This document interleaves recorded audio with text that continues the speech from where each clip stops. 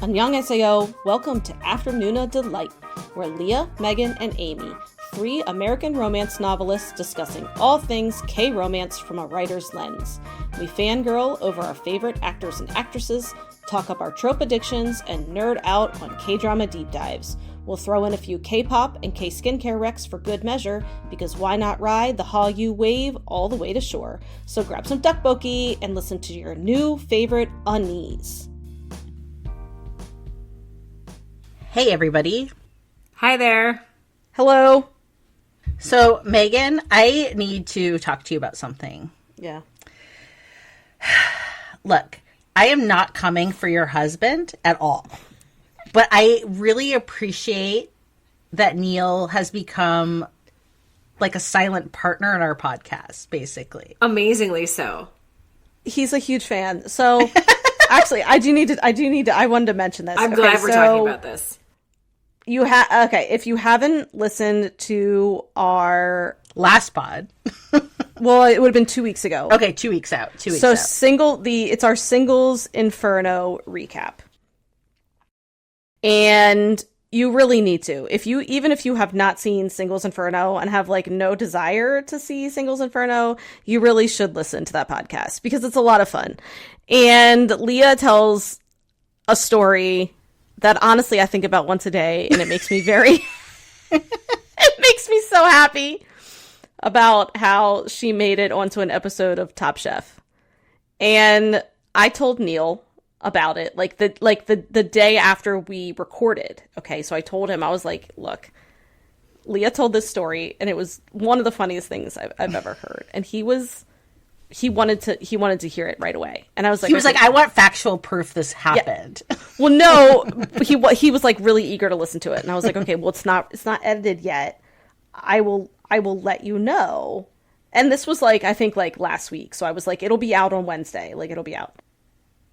And so today, the day's going by, we both work from home and it's like 2:30. And I was like, I forgot I was going to tell Neil the timestamp of like when Leah's story. So just so you all know, it's 22:30. It's 22 minutes, 30 seconds. That's pretty far in, but yeah. If you want to skip to Leah's, because I wrote it down. So I texted him because we're too lazy to like walk down our stairs. And I texted him and I said, by the way, the timestamp of Leah's story, it's in today's episode and it's 22:30. And he wrote back and goes, I already listened to it. And I already purchased the Top Chef episode on Amazon Prime and watched it. And I was like, what? It's like 2:30. I am so proud. This is like the most amazing thing I've ever heard. Mind you, if the kids are like, can I have this on Amazon Prime? He's like, no. But yet he bought some random Top Chef episode for like season 11. And he's like scouting for you. He's like, she's in it a lot because she's like one of the only white people. Oh my god! Can he see her go down behind the prep station? And you know what he said? Wait, hold on. One more thing. You know what he said? He goes, I didn't see anyone cooking with mayonnaise. Well, Neil, actually, I don't know. I know what I know, which was there was open mayonnaise. Oh god, I just laughed so hard. So yeah, when Megan said that, I was like, shit. I haven't watched this in a long time. I kind of should go back. And I was like, fuck it. I was at work eating lunch. I'm like, I'm just going to buy it and watch it. How much is it to buy the episode? So I go to Amazon. I went onto Amazon and I apparently had bought it whenever it had come out. So I already owned it. So I just was watching it and flipping. And I mean, look, I won't say that I was an Oscar winner in this. But there was a flash where I could tell I was peas and carrotsing it. I talked about doing that peas and carrots. There was definitely that. And there were a few times where I saw myself kind of aggressively nodding in the background because Chris and I were like, if we nod a lot, just kind of that nodding that you would do at a poetry reading. I am in this. I am committing to whatever this person is saying. We will get more camera time. And that worked. And my friend Chris is in it actually way more than me. So he's in aviator sunglasses, a nice fitting kind of mauve shirt and some navy blue shorts. And I feel like the camera really finds him a lot. And it's season 11, episode 16, Maui Wowie. There is no mayonnaise, and I don't think there's one time where I can tell that I'm drunk because of the look on my face and the fact my glass is empty. But I'm definitely not a mess. Like, I don't present in the background like, I don't think anyone was like, wait, hang on, what's happening to that, like, extra back there? It's not like Amy. It's not like Amy and 2 bottles of soju. No, yeah. No. I understood the assignment apparently enough. But at the end, you just see my friend Chris. So my friend Chris is there with his aviators as they're, like, announcing the winner. So it was a quick fire challenge that we were a part of. Not like the So you were no longer next to him. It's just him. No, it's just him. And that's because I was behind the quick fire challenge station in the mayonnaise. And, Neil, I promise you, I would not forget mayonnaise. Oh, my God. Well, he was, like, concerned. He was like, I can't believe they didn't feed them. And that's a very long time.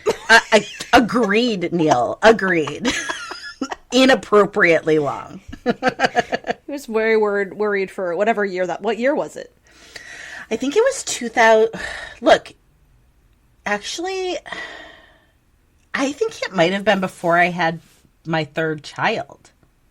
Okay. So that could have been like 2014? Yeah, I was going to say 2014. Oh, wow. Okay. So, yeah, I'm pretty sure I didn't leave 3 children behind, just 2. But I do remember one other thing was hanging out in, like, this hot tub, because we were in, like, the douchiest hotel. And there were people, like, drinking out of, like, tiki glasses with tea. And, I mean, it's so fake and contrived. And so, like, I already hated them. And so I'm sitting in this hot tub as they're, like, sipping away, talking about, like, stocks, because of course they are. And somebody was like, are you here? Like, who are you here with? And I was like, I was talking about I said something about being married. And they're like, are you here with your husband? And I was like, no, I'm here with that guy. And I point at my friend Chris, who's in these tiny shorts that are so small. And he's on his phone, and I know he's on Grindr on his phone. And I'm like, no, I'm with that guy. And they were all like, oh. And, like, no one asked any other questions. I probably thought he's like your pool boy. Yeah, he's been, like, swinging away in Maui. Oh my goodness. So anyway. Maui wowie. And I did actually, okay, one last thing and then we will get into it, is so I was really fascinated with Grindr on this trip because it's not a life I live. And so Grindr is where folks can, booty call each other basically. And so I was like, I really want you to basically I 3rd wheeled a Grindr date. And it was amazing, and I have no regrets. Like, this poor guy showed up, and I was there like, I am ready to be a part of this date. That poor guy. I was like, I did not sign up for this. He showed up, and he was wearing a shirt that had, like, Antarctica on it. And I was like, oh, Antarctica. Like, I know a bit about Antarctica, actually. And he was like, he sat down and he goes, well, it's really sad about climate change. And I mean, like, yes, it is, but that's a hard lead-in for the Grindr date. I was like, you really took that down like 3 notches, buddy. Like, I'm not feeling this for my friend. That's incredible. And then he took us to a Buddhist retreat center. He was working for it. He really wanted to be gone. Basically, he was like, I need to get rid of this, like, lady and get with this guy. And I was like, oh, it's not happening, but I'm here. I'm here for the long haul, my friend. And so we went to this Buddhist retreat. And I just remember there was like a guy who worked there that came out and we were like, your grounds are really lovely. They were nicely landscaped. I don't know why we were there, but like we got brought there. And he was like, thank you. It is because the energetic contributions of all of our guests. And I will never forget that he was able to bust that out. And I was like, you have said that many times, yet you deliver it like it's your first. So wait, does that mean he wanted money? No, he was just saying that like everyone who comes puts in like their energetic contributions into the space. Oh, so when I come and I'm like, look, your landscaping looks nice. Who did your gardening? It's really the energetic contributions of all of our guests. Oh. And Leah's like, look, I'm just here to cock block my friend right now. I'm just here to really like get all the like My life is not that exciting, so let me just have this one night to cock block hardcore. Anyway, okay. I don't have a good segue into... From cock blocking to... From cock blocking. No, we are just going to, like, raw dog into this. Let's do it. Okay, so Our Beloved Summer is an adaptation of a popular Naver webtoon, Good Early Summer, which serves as the prequel to the K-drama and tells the budding relationship of Choi Woo and Guk Young-sun. So this isn't the first time that these two actors, Choi Woo Sik and Kim Da-mi, have been paired together. They also star in the bloody 2020 thriller The Witch Part 1, The Subversion, which is a very long title, as they battle each other. But in this series, Choi Woo and Guk Young-soo, they're still fighting, just less overtly.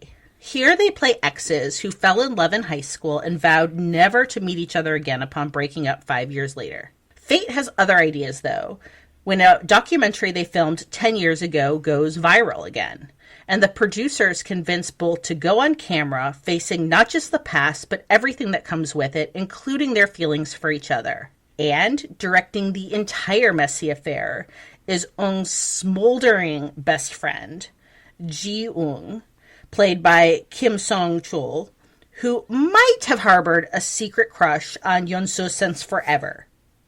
Add into that mix a laid-back, perpetual underachiever, Choi Woo, who is now a famous artist. And we also have this beautiful yet surprisingly sympathetic K-pop idol eager to make the moves on him. And also add into the mix just a whole lot of heart and heartache. So personally, I would classify this story as a contemporary romance that has a strong coming-of-age bent due to the many flashbacks to high school and college when the leads were in a relationship. It is also a drama that won a poll on our Patreon for a drama that folks wanted to see us deep dive, and so here we are, giving the people what they want. It's a tough job committing to 16 episodes of Choi Woo Sik, but somebody had to be up for the task. I mean, it was, it was such a big job to do this. And I don't, like when people ask big things of me. But, I took one for the team. Yeah. Thanks for putting us through the ringer. Choi Woo Sik. First, Our Beloved Summer, the title. Are we a fan? Yes, no, maybe so. No. I swear, sometimes I feel like whoever is in charge of kind of like translating the titles doesn't actually know what the drama's about, and they just kind of like, because sometimes like I've seen, I don't know actually what the directly translated title of this drama is. Maybe it is Our Beloved Summer, but I know sometimes they change it slightly, and it just seems, but anyway, I just, there was so much that they could have done, like a play, a word play on art or drawing or anything like videography related, like truly anything would have been better than Our Beloved Summer. And also I kept getting it wrong. I thought it was like Our Beautiful Summer. I could never, if you continually get it wrong, that's a problem. Right, then it's not a memorable title. And I'm going to agree with the no. And for me, it's just, I want the title to mean something for the drama. And they had a 5-year relationship, and now they're embarking on, maybe something new as adults. None of this was about one particular summer. So I wasn't even sure which beloved summer are we talking about, because they were together for 5 years. And now what's happening now is not taking place just in summer. So yeah, it confused me. And I don't like when the title of something takes me out enough that I'm constantly thinking about, well, why did they title it this? When, like Megan just said, they very well probably did not title it Our Beloved Summer. That's just what got translated and then given to us in English. So yeah, as far as the English title, no, I don't like Our Beloved Summer. So what are some good comps? So this was kind of hard because I did think Our Beloved Summer had kind of have its own flavor, or maybe it was just hard for me to define. But I did watch One Spring Night, which is, again, another title that's really generic and I didn't like. But it did have a similar vibe where there wasn't necessarily like a whole lot going on externally. And the focus really was on like the relationship between the main leads. For me, I'm going to say Run On, even we're going to talk about Run On a little bit, but like being another quiet drama we all watched, I do feel like it had some elements of that, although very, very different. And it also felt to me like it had some similarity, again, very, very different to Go Back Couple, which didn't have magic, but had kind of that grappling with what went wrong in order to make it right. Oh, I like that comp. I didn't even think of that one. Yeah. Yeah, I think both of those comps are actually pretty good. I mean, nothing's obviously going to be direct, but those are both, I think that those are good. It had a very strong indie vibe, I will say that. Yes. Agreed, which maybe, see, that's why One Spring Night didn't have that vibe. That's the only reason I was like, I don't know if that comp's good, but for Run On, I mean, I agree, that was similar. I don't have anything to add to that because I do talk about Run On a little bit later as far as a comparison to this. So I do think that that is a good one, although, like you said, very, very different. So in book writing, we often hear that if a couple could just sit down and talk honestly about their problems and resolve it, then it's not a great conflict. In the case of Our Beloved Summer, though, it does feel like that's basically what happens. But it's also rooted in this new adult mentality. So Amy, could you get into what is new adult as a genre, and how did this drama hearken to what's great about it, even if most of the conflict really could have been settled with a simple heart-to-heart convo? Sure, I'd love to address that. So... Okay, well, then please do. I'm gonna. So all three of us got our start in publishing with writing new adult, and this is way back in the early 2010s. And at that time, writers and publishers noticed an age range gap in the romance genre. We had YA, or young adult romance, which focused on the teen years. Then adult romance for when you're all grown up, established in your career, and worrying about adult things, like whatever adults worry about. But we didn't have a dedicated space for that sort of coming of age time in your late teens, early 20s, kind of that in-between stage, when you have some autonomy from family and maybe even are living independently. Not always, though. But you're still not quite an adult, nor do you know how to navigate life like an experienced adult. So enter new adult, which is exactly who our characters seem to be. They still have that safety net of family, but are also finding their way as autonomous, independent beings. And sometimes that emotional maturity of knowing how to just sit down and talk it out isn't quite developed, which is why we forgive characters like Yeonsu and Choi Young for not just sitting down and talking, for crying out loud, because that would have solved everything. But they're not there yet emotionally. They're not, like, they don't have the emotional sort of confidence to do that. Like, they're very, very scared to approach what happened 5 years ago. And so instead are tiptoeing around the issue and doing anything but dealing with the past. And that held true to me very, very much for this age range of characters. So let's talk about the OST, Megan. I think it's a winner. What's a particular standout for you, and how does the music augment the emotions of the drama? Yeah, I mean, and I've heard a lot of talk about the OST for this drama. I think that was one of the things I feel like was mentioned on Twitter almost more than the actual drama itself. And obviously I have to mention Christmas Tree by V, because it really is a beautiful song. And I'm going to read some verses from the song. And I'm doing it because, to me, the verses themselves really did a good job of describing the relationship between the two leads. Like, it was just a really perfect song, in my opinion. So I'm not going to sing it, obviously. So I'll tell you a million tiny things that you have never known. It all gets tangled up inside, and I'll tell you a million little reasons I'm falling for your eyes. I just want to be where you are. It's such a strange thing to do. Sometimes I don't understand you, but it always brings me back to where you are.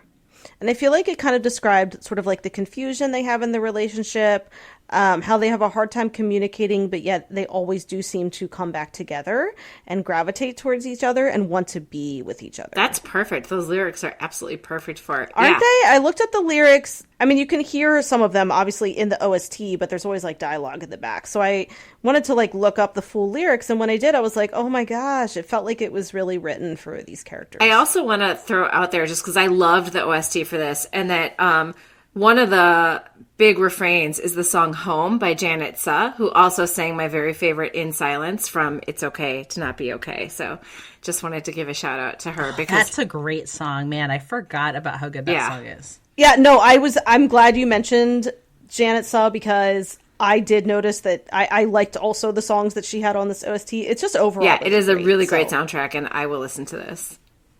Okay, so this was a quiet drama. It was character driven. There's not a lot of external plot or conflict. And I did already say that I felt like there was a comp to Run On, which I have mixed feelings about. I thought I hated it, then I liked it. You know, we have a whole podcast about it. But for you, was Our Beloved Summer Amy more or less successful than Run On, which I know you did not enjoy, because both were similarly quiet.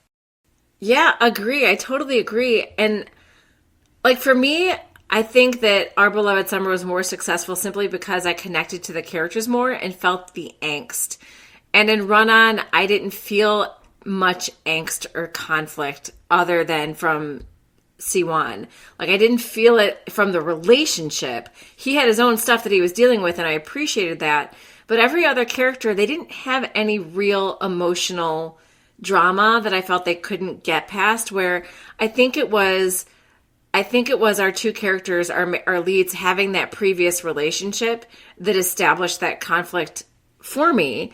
And, you know, I loved that we got to see them falling in love and then get to see them 5 years later when they're estranged. And to me, that's like some fantastic new adult conflict, emotional conflict. And I didn't have that conflict, at least for me, in Run On. So thoughts on the heat level and chemistry between the leads? So since this was a Patreon pick, I thought it was only fair to, you know, go back to our Patreon and say, hey, is there anything that anyone really wants to bring up? And something that I thought was interesting that was raised was some conversation on the heat level of the drama. And I'm going to expand on it with just my thoughts on the chemistry as well. So for me, I felt like the heat was really at Chloe or Crash Landing on You levels. And I'm not saying that this show had to get insane and like get down, but I'd at least like to have seen some healer heat where there was overt acknowledgement or suspicious partners. Like I would at least like to have seen the kind of heat I would expect in a Ji Chang Wook.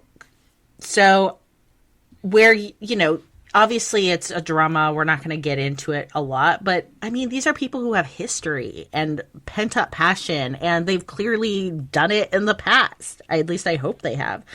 And so I just would have liked to have been able to see them let off some steam a little bit.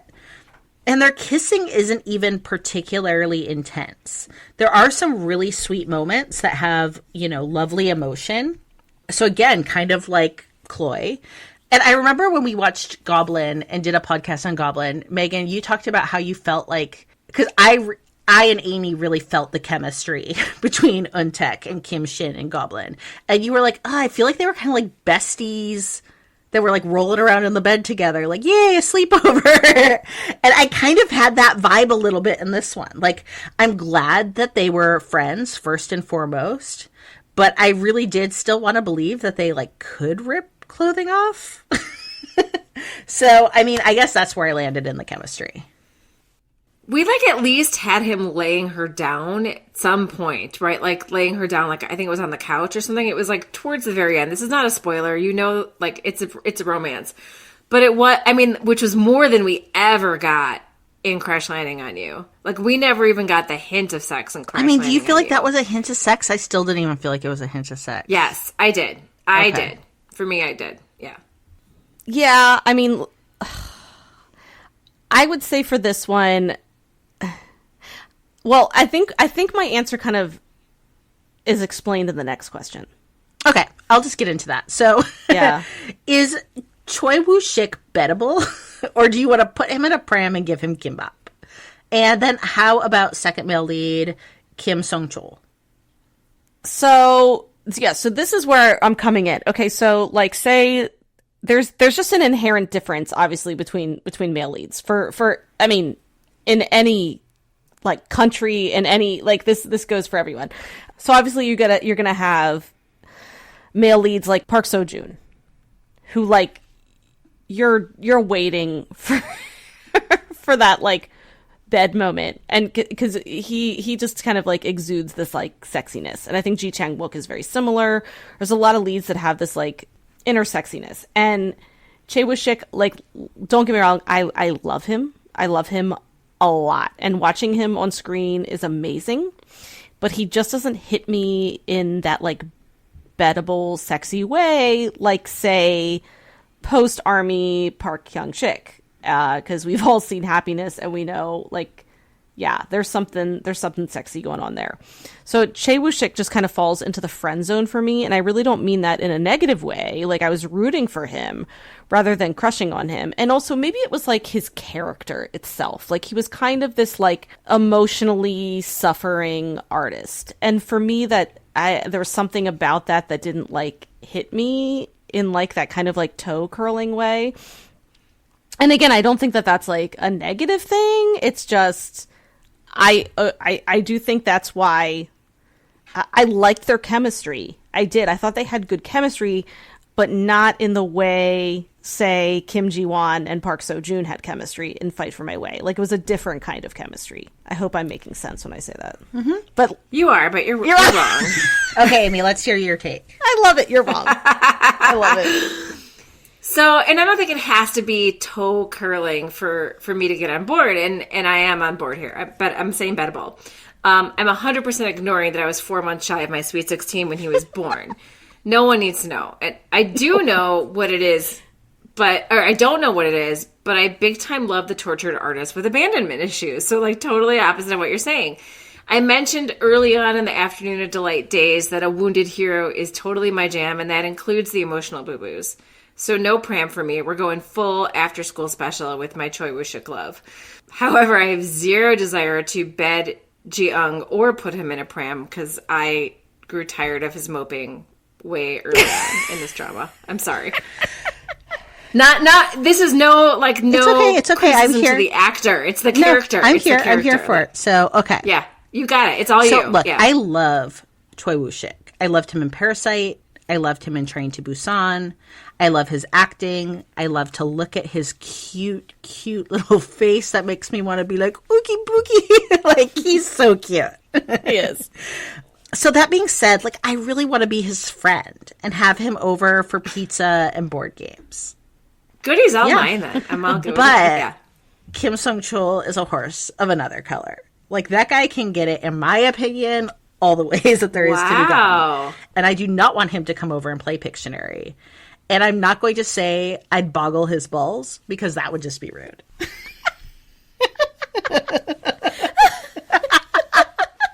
Well, but you did say it. No, I mean, that would be disgusting. I'd boggle. You are so fucking weird. I love it. Okay, we can address this. Like, I do think there was like 100% too much of him just like staring at his computer, looking at videos of Yunsu. Like, I was like, all right, buddy, like, enough. Okay, she's not into you. But I did. Oh my god, like the boy with like a mom who doesn't love him is always going to like kind of hit me. And he was just so stone cold that I was into his character. I agree he was mopey, but there was also something else about him that kind of hit me. Like, the whole thing about He's him yearning. He's so full of yearning. Yeah. Oh, God, like, just all the yearning and, like, the sad little emotional boo-boos with his mom. Like, we can't get into it because we're in the non-spoiler section, but just, like... Oh, true. So cute. Oh, yeah. Such a good friend. Yeah, he was a good friend. I was into it, so... Okay, so there is a lot of youthful insecurity in this drama. Do you relate? Do you have any experiences from when you were younger where you suffered romantically from your ability to be confident? I mean, 100%. I relate to this as former teen me and as adult me. Like, I remember very specifically when I was in high school, when I was a freshman, there was a junior guy that I had like the biggest crush on. And you know how things go in high school in the late 80s, early 90s, is the way that you find out if somebody likes you is you have to like, your friends have to ask their friends, right? So I got word from my friends that his friends said that he liked me and wanted me to call him. wanted me to call him. I had to call this junior guy who I had the biggest crush on. And I was like so freaking scared. But I did it. I called this guy and we talked, and I never dated him, but I did it. But it was like one of the scariest things I've ever had to do, because I'm like, why me? Why would this guy like me? Like, that was me back then. As an adult now who is like back in the whole stupid romantic game, I still have insecurities like we all do. I'm way more confident than I was in my youthful days, but that doesn't mean that I'm, not still learning to love all the parts of myself. So I could totally relate to all that these characters were going through, especially Yeonsu, being this total brazen badass to everybody else, but we know deep down that she just doesn't believe in herself. And that was super, super easy to relate to. Yeah, I think so too. And I also was a hot mess of dysfunctional communication when I was young. And I just wanted these like dumb boys who I was involved with to read my brain and know what I wanted. And so I got that too when she was always playing like the hypotheticals with him. Like, she just wanted him to say he loved her. Mm-hmm. And like, I knew every single time she did it what she was trying to get him to do. Say you love me. And yeah, I know. Boys are dumb. So dumb. Boys are so dumb.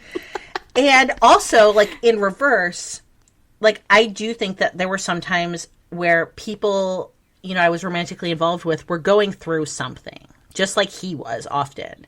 And I didn't know how to ask, like, how are you doing? Or what can I do to support you? Because I was just too young and dumb myself. And so I felt like I related to that side too, where, there were times where, he had gone through some pretty traumatic things and she didn't really know how to talk to him about it. So who is going to like this drama and who might want to steer clear? I think anyone who likes a quiet drama with pretty much zero outside conflict, which normally would not be me, but for some reason these characters just hit me in all the right feels. So I don't know who I would ask to steer clear of it, because on a lot of levels, like we've said, this has a lot of similarities to Run On, which did not work for me, yet this one did. So if you're up for a quiet drama, give it the 4-episode test. And if you're still on board after that, then keep going. And if not, then move right along. There's tons of other fantastic dramas. But yeah, I don't know. I think it was just the combination of the cast. And I guess I am a big sucker for, like, if you like second chance romance type things, which I like the comp for Go Back Couple, like the second chance romance idea. I think if you really like that idea and you want to see like how a relationship started, how it fell apart, and how it might work out again, I think this is a great one for that. So here we are for K-pop Rec of the Week. And Megan, what do you have for us this week? Well, I think it's only appropriate that we recommend Christmas Tree by V of BTS this week. It's a beautiful song. It is. His voice. I love his voice. I know. It's really gorgeous. He has this really kind of baritone. This like full-bodied baritone voice, and it's really just beautiful and emotional. And yeah, I'll add it to our Spotify playlist. So it is Christmas Tree. Yeah, he sings like he's been alive for 1,000 years, honestly. It's true. Like, rather than being like 26, he sings like he's got like Kim Shin's soul and he has seen it all. And it's always emotional. Oh, I love it. Yeah. Maybe that's part of why this drama is really hitting like all the right marks for me, is also because it had such a fantastically paired soundtrack that there's great emotion to the music too, and it hits all the right marks. Yeah. If you enjoy our podcast, you have our patrons to thank, at least in part. Afternoona Delight Patreon allows us to keep creating content for y'all to enjoy. Thank you so much to everyone who is supporting us there. And not to brag, but our Patreon community is pretty awesome. And you can join at a tier that feels good to you. Gain access to fun perks like K-drama posts, monthly Patreon-only bonus podcasts, and even a live K-drama support group on Zoom. Because we know firsthand what it's like to have no one to talk to about those crazy plot twists, amazing characters, and all those feelings. And look, no one should have to walk that walk alone. So learn more by visiting afternoonadelight.com. That's www.afternoonadelight.com. And hey, while you're on the website, you can check out Afternoona Delight podcast merch, find links to book recommendations, bop along to our K-pop Rex, glow up your skin with K-Merch Rex. Find all of our social media and a link to our email so you can send us recommendations or feedback. And hey, while you're at it, why don't you pop over to Spotify or Apple Podcasts and leave us a 5-star review? It really helps with our discoverability. 감사합니다. Okay, so now we are getting to the spoiler section. If you have not seen Our Beloved Summer and you want to check it out, which I think we encourage you to do so, this is where you would like to jump out. However, if you have not seen it and you do want to be spoiled, or you've already watched it and you want to hear us talk more in depth about some of the things that happened, stick around because this is where we are. So, okay, one fun fact I have is that Eung's house is actually a cafe in real life. So that cozy 2-story house with the serene atmosphere is a coffee shop called Konghung Party, located in Suwon, South Korea. And it's near hanoks, or traditional Korean houses similar to the ones that Eung's parents had as a restaurant. So Megan, what did you think of like the architecture porn? And how did the house feel like an extension of his character versus Yeonsu's more modest home with her Helmoni? Yeah, I adored his house. I actually found myself majorly coveting it in a way that distracted me. His furniture was, really cool and unique. And I thought it was really cute how he tended his plants. Like, he was, really careful. The plants were so cute. Oh, my gosh. His plants were so cute. And he did a great job. And as someone who has, a dying money tree, right here in the corner of my office that my cats have destroyed, yeah, I'm jealous. Yeah, so he was, this little stylish houseplant dad. I do think it was definitely an extension of his character in a way that he made it very pretty and attractive, like his drawings, but there were no people there. He had an assistant who he continually told to leave over and over again. He would really seclude himself. He'd be like, I'm going down in the basement to be by myself, or I'm going to go in my bedroom to be by myself. It's not like he had people over or anything like that. So yeah, it really kind of felt like a model house, whereas Yoon-soo's house felt more like a home. There were pictures, homey things sitting out, I love that description of it. I didn't even think of that until I saw your response there, that he really did isolate himself. And the only people who were ever there was Eunho, who was his best friend, but also who worked for him. So he only had Eunho there when he needed him, and then basically kicked him out. When anybody came, he wanted to kick him out. Always wanted people gone. Yeah. But his house was really cool. I liked it a lot. I love that it's a cafe. I want to go there. Yeah, me too, because it's really, really cool. We'll add it to the list when we do our trip. Yes. So, Amy, tell us how you feel like Eung's arc was reflected in his art.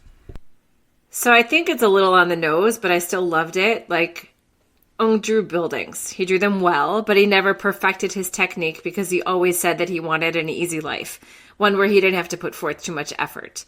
Because guess what? Effort could lead to success, but it could also lead to failure and disappointment.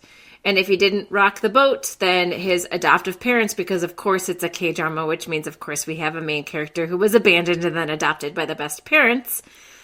Unless you're Gia from Tale of the Nine-Tailed, which I'll never let go of, in which case no one looked after you and you did your taxes at night. Anyway, seriously, Eung did what came easy to him and left it at that, because if he didn't try too hard and didn't disappoint anyone, then he wouldn't be abandoned again. That was his mindset. But Yeonsu did abandon him anyway, which I think was just another reason to live the easy life that his innate skills brought to him. But once he had that lovely heart-to-heart with his mom at the end, which I thought was so sweet, she just kind of nodded at him, and he's like, so you knew that I knew all along? And she's like, yeah, I totally knew. And they had this lovely heart-to-heart where she's like, we love you, be happy, sleep, live your life kind of thing. So he has this wonderful heart-to-heart with his mom, and then he and Yeonsu are back together, and he finally had the confidence in himself to step out of his comfort zone and another K-drama trope, go and study abroad and get really serious about his art. But what I really loved is that even though he got, he was criticized about his art from the other artists that he was competing with and by an actual art critic, saying that his art was kind of rudimentary, that there wasn't depth to it, there wasn't emotion to it. He only draws buildings and not people.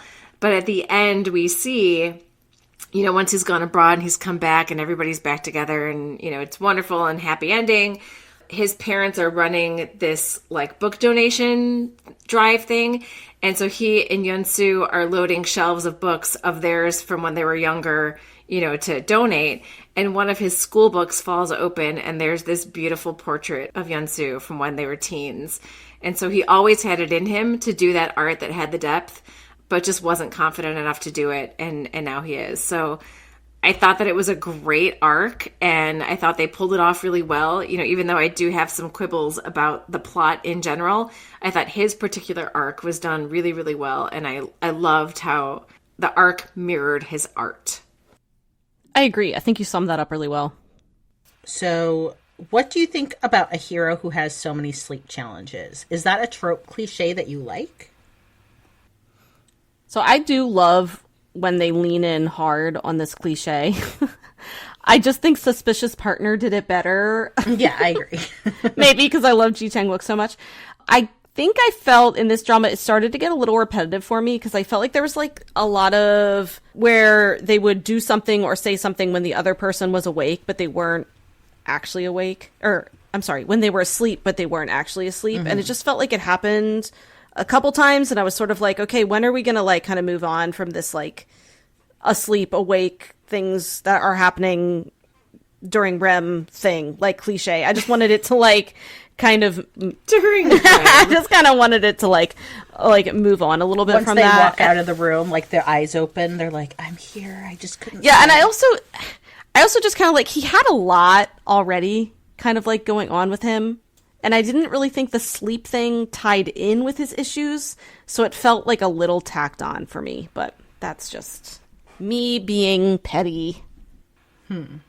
It's a cliche or a trope that I will always be here for. I love the tortured hero who can't sleep unless the heroine is there. Bring it on, anytime. I'm kind of into like sleep drama too. In a moment of powerful self-realization, Yoon-soo realizes that her life has never once been pathetic. Instead, as she says, quote, "The only person who made my life seem pathetic was me." So, Leah, why is this a huge turning point for her arc? Okay, so I work in higher ed as my day job. And something that I do is talk to people that are kind of the age that Yoon-soo was during some of the flashbacks of the drama, like college student age. And I see students people who I would say objectively, I look at their situations and think, you are going to be totally fine. Like, you are bright, you are a hard worker, you have opportunity in front of you. And yet their insecurities and unease and family dynamics, just lots of things mixed together so that they begin to feel as if they are less than, that, the glass is half empty, just all those kind of things that I think we really saw for Yoon-soo too. Like, she just couldn't really see how she was going to like get out from under some of her baggage. And then we see towards the end of the drama when she's like, actually, I'm fine. But like, I've been the problem. Like, I've just been viewing myself as this burden for Eung. I've been viewing myself as less than compared to other people. I grew up poor. I, grew up without living parents and all these things that like were difficult for me. And when she finally realized that she was the only person that was truly in her own way, it was such a powerful moment for her. And I feel like that's really like a pivotal moment for so many people, women and men, that I feel like when they get to the points where they realize the only thing that's stopping me from, self-actualizing is myself and my own kind of like inner baggage that I need to begin to release. So yay for her. And she got there without therapy. To make like her arc personal to me, obviously I always wanted to be an author. Like, that's always what I wanted to do. And I remember, in my 20s, and I would see these authors do so well, and I would read their books. And I remember thinking, well, it's not even that good. Like, why, being snotty, because I was like in my 20s and stupid.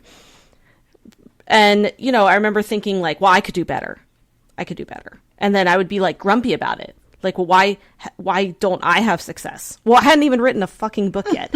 but it was like, well, if I never wrote a book, I can't say like I failed, you know? And exactly. And I know that sounds cliche, but it's true. Like, that was a thing for me. There's always this like potential that gives you hope. And if you haven't like actually acted out on that potential, then you can still have that hope in your heart. But if you've acted out on it and you fail, blah, blah. So it was really a big thing for me when I finally was like, all right, I'm gonna do it. I'm gonna write a book. Like, I had an idea. It was like my first book I ever wrote that I self-published a long time ago in like 2013. But I have it on my shelf. What I actually did was I got a tattoo on my ribs, and it's like a feather quill with an ink bottle, and it says Carpe Diem, because again, I'm a basic white bitch. And so, and I remember like I would get out of the shower and I would have to look at that every day. I would have to look at that tattoo. That was painful because it was on my ribs and vibrated my entire, rib cage. And I did. I wrote a book, and that was a huge thing for me to get out of my own way. Like, I remember I read 50 Shades of Grey, and I was like, I can do better. And I'm like, but can I?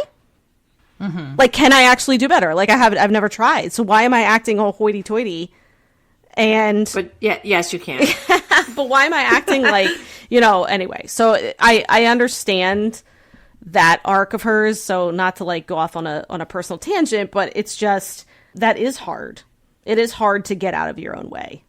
Very much so. And I didn't write my first book until I was 29, I think. So that was a long time. That's what I'm saying. Like, I was older. Yeah, but so I just mean, it doesn't matter. I just mean like, it wasn't like, I mean, it took a long time. It takes a long time to get out of your own way. And I still was in my own way even then, but. What do you think about the second female lead, NJ, who is also a famous K-pop idol? Yeah, I definitely want to give her a shout out. I did love that they didn't paint her out to be this kind of like evil and nasty foil to Yeonsu. NJ was respectful and sweet, and I really hope she finds someone who appreciates her. I really love the scene where she buried her cell phone in her plant's pot so she didn't call Ung, like she was trying to prevent herself. And then she like needed her phone, so she was like digging it out, and she had like dirt all over her like super nice apartment. And I just found her really cute. I like that she always did feel a little powerful to me. I doubt it's realistic that she could dictate her schedule as much as she did and like skip out on things, but I liked her. I think she made me, for one of like the first times in watching a drama, she made me want to write a second female lead SOS. Mm-hmm. Yeah, I really agree on the second female lead SOS because of her. And, I shipped the main leads, and I'm glad they ended up together, but I really think she was done dirty by the plot. And she really put herself out there without being clingy or annoying. And I felt like she was just really, like, for the first time, maybe for her, taking this chance with her heart. And it also made me wonder if Ung was truly just dumb because, like, no one misses that many signals, or if he's just that good at avoiding. And I think it must have just been he was that good at avoiding, but sometimes they really made it seem like he was that dumb. Right. Like, he was really that clueless. Right. I did like that we got to see this person who's very powerful in her day-to-day life show us her insecurities, because it doesn't matter, whether you're an idol or whether you're, Yeonsu, who thought you were going to be first in your class and you'd be so successful, and then, has so many doubts because she's not. I like this idea that no matter what you do and how successful you are, that everybody has these like, inner doubts about themselves. Mm-hmm. And it's very hard to put yourself out there, whether you're an idol or whether you're somebody who's running into your ex 5 years after inexplicably breaking up with them. She also had like the best wardrobe of the drama. Yeah, she did. Yeah, We have to do a second female lead because she was so good. She was fantastic. Speaking of another great second female lead, how much do we love Lee So-yi? And when are we going to see Park Jin-joo finally get to be a romantic lead in her own right? Right? Like, I mean, maybe we're missing it somewhere because we just keep seeing her as as like a second lead type person. But I adored her. I think the first place I saw her was in her private life. And then even though she was such a different character, she was, again, a very memorable person in It's Okay Not to Be Okay. But I think this one might be my favorite role of hers so far. Like, it 100% proves that she would be a fantastic leading romantic heroine. A romantic comedy heroine I want to see her in. I mean, she's been in, like, everything. I mean, Yes. you look at, it's insane. And I just remembered now, she was in Something About 1%. She was, like, the male leads, like, on his staff at his business, and she was so cute in that. And she was also in While You Were Sleeping. She was, like, essentially, I think, kind of like a paralegal role, I would say. Maybe that's comparable. She was so freaking cute in that role. I loved her so much. Like, someone get her a main lead, please. Like, we're asking. Yeah, I think she's just a little quirky. I mean, she is very cute, but I think she's not maybe like 100% beauty standards perfect looking. She's interesting looking, but that makes me want to see her more and stuff because she's adorable and she looks very much like herself. I agree. She has such a distinctive face. Like, you can point her out in, like, anything. Just like, man, give her a main role in a rom-com, please. Yeah. I adore her. Okay, manifesting it. Mm-hmm. Yep. So what is a favorite scene that you have in the drama? I mean, I loved when Yoon-soo showed up to his house for the first time in, like, 5 years? Like, he hadn't seen her 5 years, and he sprayed her in the face with water and then tossed salt at her. The whole backstory of how he, like, practiced this for years was just very funny to me. And, it was a sad situation, but then it was, humorous at the same time. And I did like this about the drama. I thought there were a lot of moments that really gave levity to the angst. Yeah, I really loved that. I thought it was really funny. And I love that he admits that he practiced it. Yeah. Just because obviously you don't know when it happens. And when it happens, she rings the doorbell, he answers it, walks away, comes back with the spray bottle and just sprays her in the face. Yeah, also, how relatable fantastic. is that? Like, how many times have you practiced, like, if you have to, like, I don't know, see a coworker again that you're, like, mad at or something? Like, how many times have you practiced a conversation like a moment in your head? Yeah, and actually get to play it out. Right, you think of what your comeback should have been. Yeah. And you're like, if I ever see that person again, this is what I'm going to do. And he gets to, like, act it out. Mm-hmm. Like, good for him. He gets to do it. So speaking of, like, levity, I love when... Well, first of all, I love what I talked about earlier when the book falls open and we see that Eung, drew the portrait of her, and we knew that he always could do that. But I think, talking about the levity, I loved when... I don't remember why it happened, but Eunho and Sol-yi were, like, left alone at Eung's house, and they just got rip-roaring drunk. I love that. You're right. That was so great. It was so funny. And, like, everybody was there, and then nobody was there, and they were still there, and they were just like, well, we're just going to drink. And it was so funny. So, did they end up together at the end? I think they're going to, like, I don't know if it was ever, like, super official. I felt like they ended it very nebulous. I agree. But they were so cute. They both were super charming, funny, like, best friends. Yeah. Of the male and female lead, and they were great for each other. So I loved when Yeon-soo brought the jujubes over to make the tea for him because, he can't sleep. And the brown paper bag had a little tear in it. And so when Eung finally comes home, he's following this trail of jujubes and picking them up every couple of steps, like, oh, that's weird. Then he gets in his house and there's jujubes just kind of like randomly in his house. And he starts to slowly, confusingly put the pieces together. And it reminded me of Coffee Prince and that great scene with the chestnuts where we have like Gong Yoo following after, picking up the chestnuts for like a big emotional payoff moment. And I just love it. I totally thought the same thing. Like, it's a perfect parallel, and I'm hoping it was a nod to that because you got to give a nod to, like, a great classic like Coffee Prince, and I adore that. I want to know what that tea tastes like. Do you guys know? I mean, according to Eung, it was terrible. Yeah, they made it seem like it was really bad. I was like, well, can maybe just put a little sweetener in it? I don't. Yeah, if you've had jujube tea, let us know how it tastes. Yeah, I'm curious. Okay, so I think we can all agree we like this drama, but any wags of the finger? Look, if you have listened to this podcast at any length of time, you probably know, like, what kind of dramas I like. And this one just necessarily didn't, for me to, like, absolutely love it.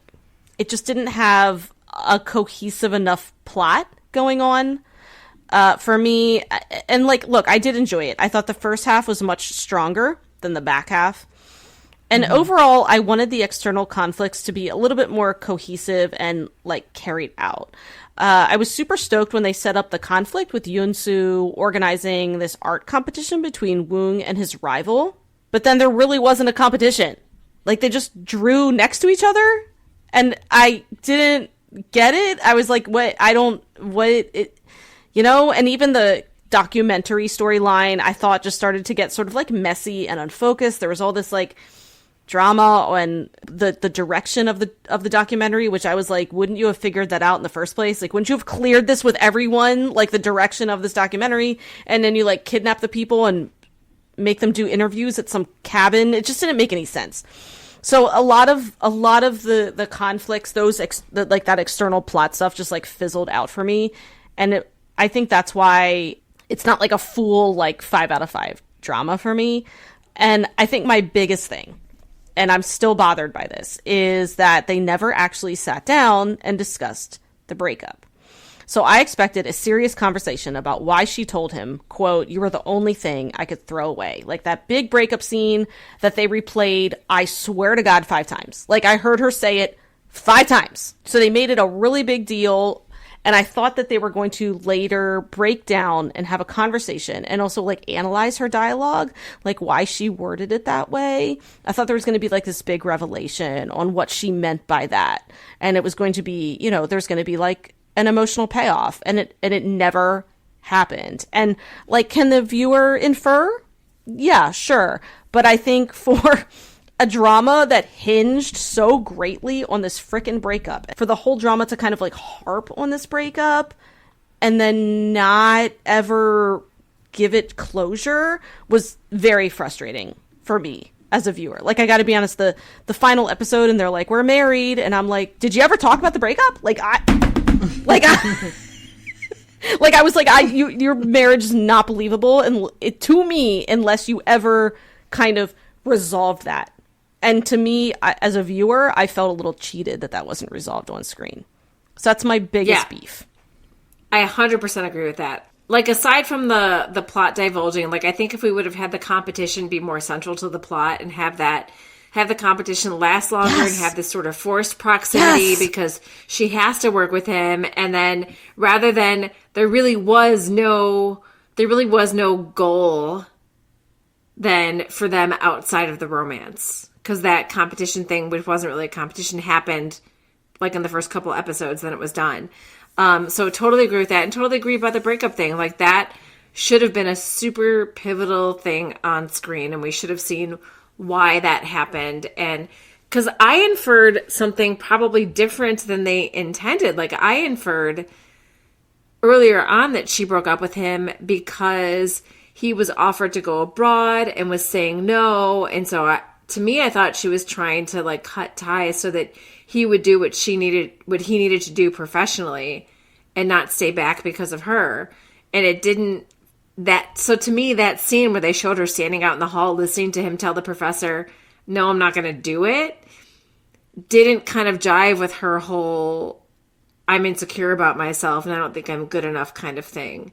So there's definitely some missed connections there that didn't quite make sense for me. Yeah, I felt like, and see, for me, I felt like it was more that burdening. Like, I don't want to burden you with all the things now that like I have to pay off this random relative's debt, and my life's a mess. And here I had been like so competent and so in charge, and now I just kind of feel like a bit of a loser. But the problem is that when she says, "You are the only thing I can throw away," the amount of pain that his character would have to hear that, which she doesn't know because he's never told her that he was thrown away by his own father, who says, "Hang out on the sidewalk, look at these buildings," which also has now influenced his art, and left him. And so for her to even say something like that is just so painful for a character who's been through what he's been through. And then, yeah, like you said, there's never the reconciliation. And at that point, even though they'd been together, you know, as a solid couple for 5 years, when she tells him that, they actually didn't know these things about each other. He didn't realize that she was struggling with so much insecurity and not wanting to burden him. And she just didn't full up straight know that he had been abandoned. Yeah, and actually, she never was like, oh, well, one of the reasons we broke up is because I was, like, having a really hard time personally. Like, he kind of figured it out from her grandmother, but again, you're telling me that you're married now, but you still hadn't had like an honest face-to-face conversation. Well, they just zipped. I know, and that bugged me. I just feel like again, we saw that breakup scene from both of their points of view so many times. Yeah, so for that to not be resolved, just really bothered me. Really, really did. So that's I think my big beef with this drama. So it could have been fixed. Like, give me a scene and I would have been happy. Yep. I agree. All right. Well, that does it for our beloved summer. Angsty, yes. Quiet, yes. You know, not perfect, but delightful in its own way. And a great OST. And really because of the cast. The cast made everything. Yeah. I mean, Kim Dami is truly one of my favorites. I really love her. Yeah, she's so great. I loved everybody. It was a wonderful ensemble of a cast. Yeah, truly. His parents, her grandma, the people at her company, the people at the production company for the documentary, the whole thing was great. All right. So for a book rec, who would like to share an angsty new adult? I mean, we all wrote them. Go look at our backlist. Yeah, go look at what we wrote in like 2014. That's our new adult. Any of us. All of our first books released in 2014, and they were new adult. My first book was Make It Count, and actually is a little similar because the heroine falls for her tutor. So she's dyslexic, and she really is insecure about it. And she falls for her tutor, and she really doesn't think she's like good enough or smart enough for this hot nerd.